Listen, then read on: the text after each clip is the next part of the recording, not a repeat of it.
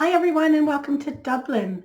I spent almost 2 days here at the end of an extended guided bus tour with CIE Tours through England, Scotland, and Ireland.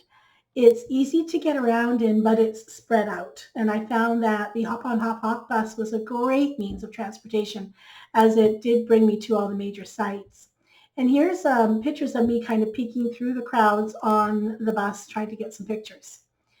You need a minimum of 2 days here, but I would recommend 3 to 4 days if you really want to take in all this city has to offer. A very predominant feature of Dublin is the River Liffey. It flows right through the center of town. Here's a look at it during the day.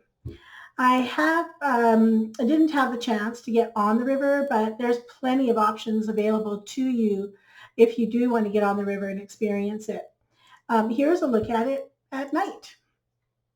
Many bridges cross the river, including the Halfpenny Bridge. It was built in 1816, and it's the first pedestrian bridge that spanned the river, and it's named after the price that had to be paid to cross it. There are so many great views that cross when you cross the bridges, and here's just some examples of the other bridges and some of the views that you can kind of experience. On your tour if you decide to take a walk. The Spire of Dublin is a stainless steel monument, as you can see. Its base has a 3-meter diameter and it climbs 120 meters straight up and narrows to 15 centimeters at its apex. On top of it is a beacon light. Phoenix Park is a beautiful 1,700-acre walkable park. It's 2 miles from town, but it's easily accessible on the hop-on-off bus. It houses the Dublin Zoo, a sports field, the Wellington Monument, and the presidential and U.S. ambassador residences. And here you can just get a glimpse of how lush and beautiful this park really is.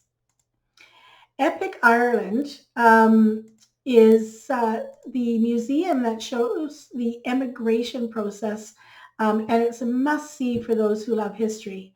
It was opened in 2016 and housed now in a building that was built in 1820. And it tells the story of the history of the Irish diaspora and the emigration to other countries. It has 20 individual themed interactive galleries. It takes about 1 to 2 hours to experience it.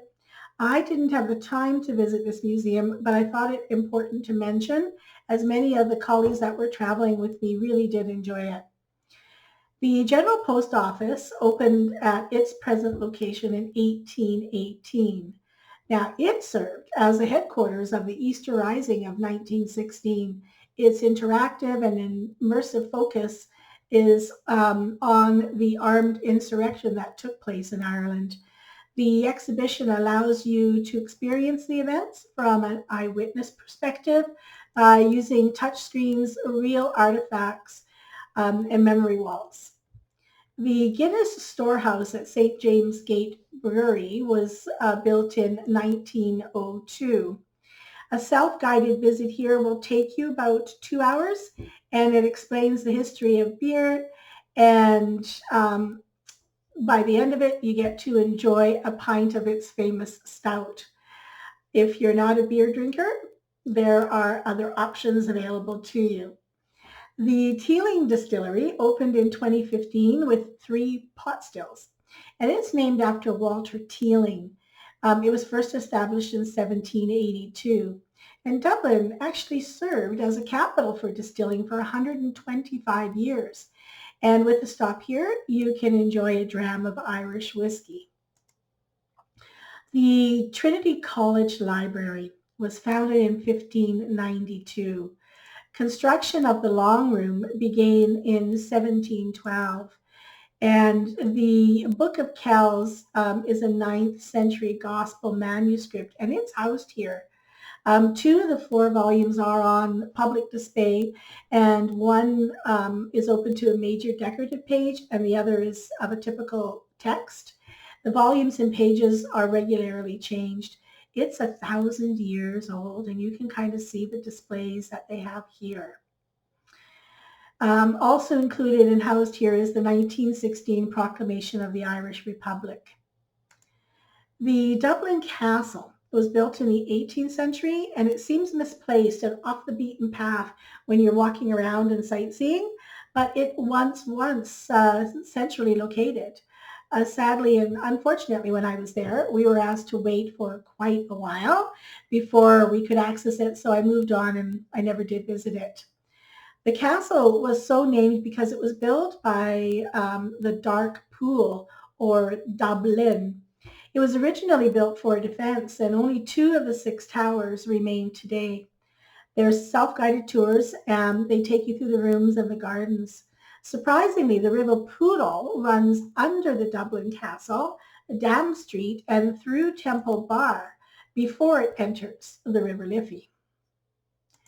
Christ Church Cathedral, well, this is a 1,000-year-old church, and it was first built in 1030. It allows for self-guided tours, and it's actually quite a large complex, as you can see here.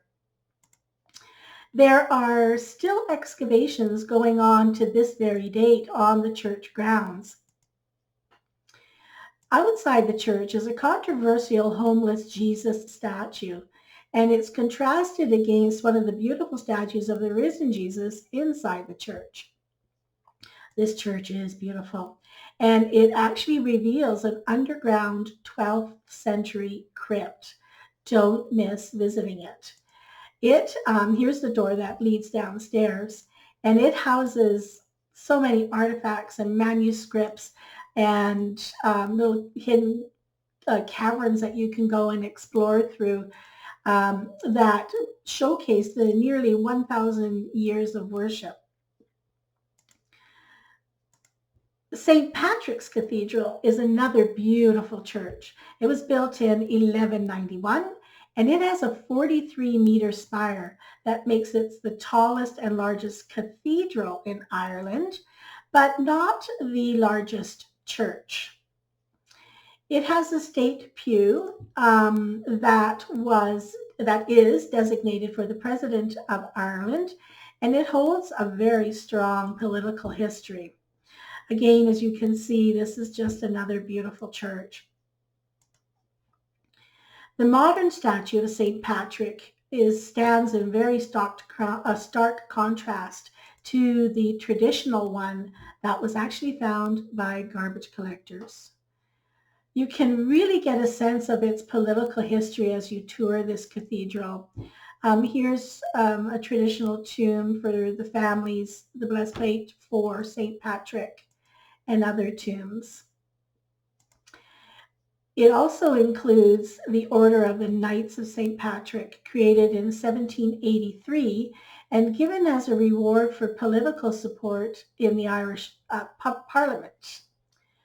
As I was touring the cathedral, I was really taken aback by one display in particular. During our bus tour with CIE Tours, our excellent guide and driver had been sharing the country's history with us. And one of the historical accounts they shared was of the history between the Butlers of Ormond and the Fitzgeralds of Kildare and their bitter feud. They recounted how, after having enough of warring, the Butlers took refuge at St. Patrick's Cathedral. Of course, the Fitzgeralds followed them, but they were asking for peace. The Butlers, out of fear, they refused. But then, as a gesture of good faith, Gerald Fitzgerald ordered that a hole be cut into the door, and he thrust his arm through it, offering his hand in peace. Well, that could have gone very badly, needless to say. However, the Butlers, recognizing the trust, reached through the door and shook hands. Today, this very day is known as the Door of Reconciliation and is on display. You should have heard me when I recognized the door from the history that was recounted to us on the bus. And here's pictures from the front and the back of the door. Well, you cannot visit Dublin without mentioning Molly Malone. Immortalized in song, her presence can be felt throughout the city. But I wanted to share just a few more charming images from this quaint city that I call the gem of Dublin. It really captured my heart, and I hope that you enjoy some of them. Besides the excellent ice cream, the donuts are fantastic. And you can also get an image of just how lush and beautiful it is here.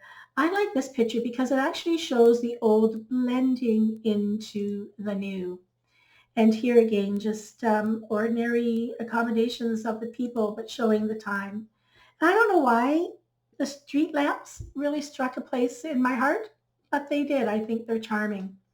And again, just to look at the row houses here.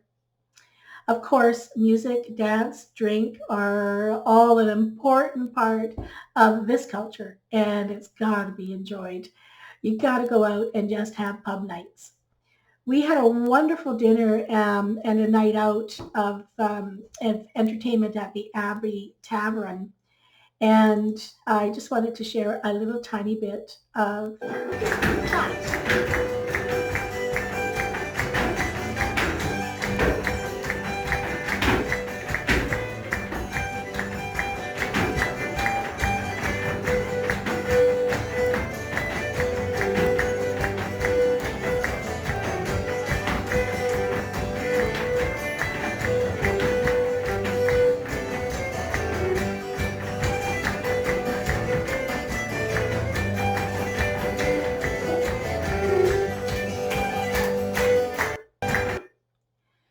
Thank you for coming along to Dublin with me. It was the last stop and an amazing visit to this charming country of Ireland. I hope you enjoyed your visit here, and when you're ready, don't forget to give me a call. I'll get you there. It's a beautiful world. Bye for now.